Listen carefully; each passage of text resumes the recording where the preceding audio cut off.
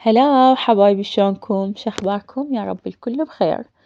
اليوم رجعت وياكم فيديو تتبيلة الدجاج.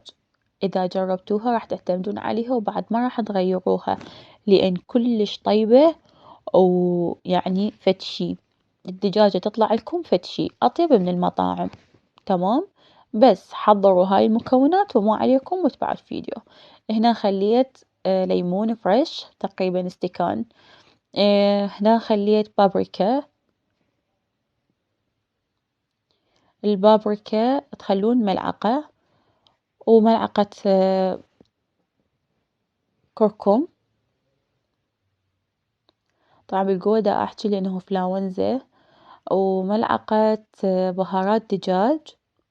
البهارات الدجاج تقدرون تخلون بدلها ماجي عادي.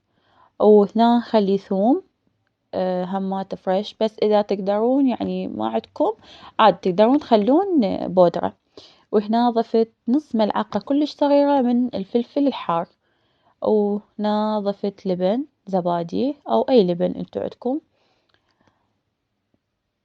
3 ملاعق. هنا ضفت ملعقة صغيرة من الكمون. زيت زيتون أو زيت عادي، يعني تقدرون، أنا خليت زيت عادي بس انتو تقدرون تخلون زيت زيتون، بس أنا ما عندي فخليت زيت العادي ملعقتين. 3 ملاعق معجون. ودبس الرمان.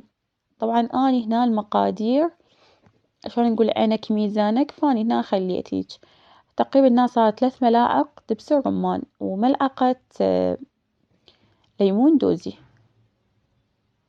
راح نخلط هذه المكونات.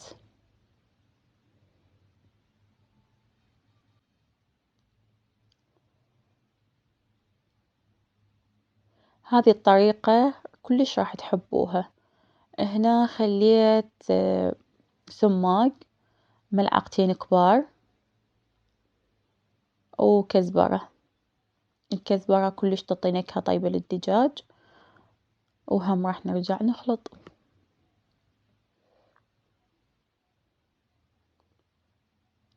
وآخر شي راح نضيف الملح، ملعقتين ملح. وهم راح نرجع نخلط. قبل كل شي حبايبي لا تنسون اللايك والاشتراك بالقناة. خلي نصعد القناة منا لحد رمضان. تمام.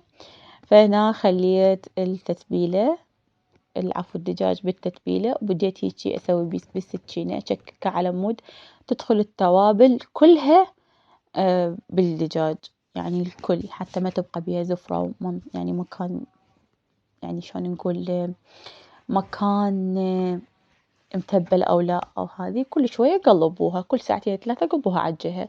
أنا هنا بقيتها 24 ساعة، يعني من الليل لحد ثاني يوم. وهنا ثاني يوم سويتها، خليت زيت وبالصينية. وهنا هسه دخلتها الفرن ورا ربع ساعة. هذا شكلها، وهذه النتيجة. وباعوها شلون الطعام. فشي لا تنسون اللايك والاشتراك بالقناة، تفعيل الجرس.